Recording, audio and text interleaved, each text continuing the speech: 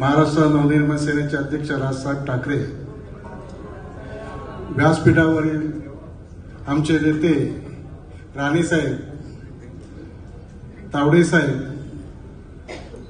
तसेच चव्हाण साहेब आणि व्यासपीठावरील सर्व मान्यवर, आज आपण साहेबांच्या प्रचारासाठी पूर्ण कोकणभर फिरत आहोत. परंतु राणे साहेब फक्त कोणत्या पक्षाचे नाहीत असं लोकांकडून कळतं. कारण साहेबांचं काम करत असताना सगळ्या पक्षाची कामं, सगळे पक्षकार साहेबांचं काम करत असतात. कारण यापूर्वी आम्ही काम केलं त्यावेळेला आमचा अनुभव आहे.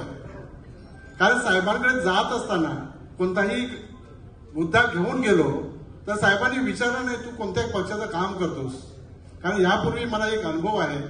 कारण 2009ला साहेब महसूल मंत्री होते वाटतं, त्यावेळेला राणे साहेबांकडे गेलो होतो. माझ्याकडे एक मोठा प्रसंग आला होता की माझी साहेब जी वसईला होती त्यावेळेला विरोधकांनी माझी तोडण्याचा प्रयत्न केला. त्यावेळेला निलेश राणे साहेबांकडे गेलो. त्यांना फक्त कळलं की हा कोकणातला आहे.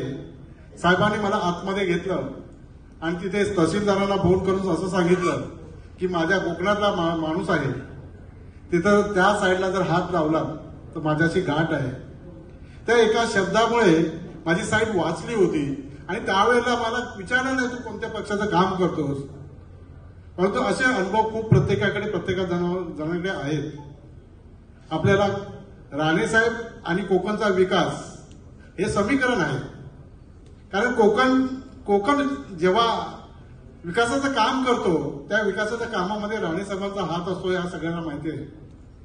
त्यामुळे आपल्याला एक दिलाने एक मुखाने आपल्याला साहेबांची निवडणुकीला सामोरं जायचंय आणि साहेबांना निवडून आणायचंय. आपलं सगळ्यांचं स्वप्न आहे. त्यासाठी आपण एक मुखाने काम करूया असं आपलं म्हणणं आहे. जय हिंद, जय महाराष्ट्र.